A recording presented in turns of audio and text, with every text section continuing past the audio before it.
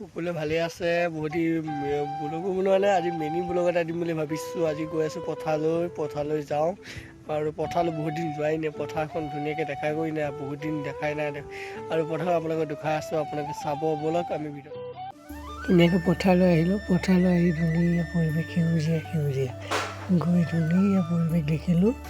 এইফালে সেউজীয়া পৰিৱেশ ধুনীয়া লাগিছে। পথাৰখন গৰু ছাগলী ধুনীয়াকৈ দিছে, বতাহ চতাহ ধুনীয়া মাৰি আছে।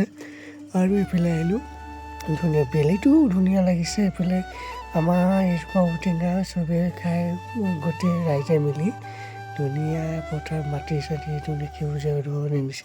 ধুনীয়া পৃথিৱীখন ধুনীয়া লাগিছে।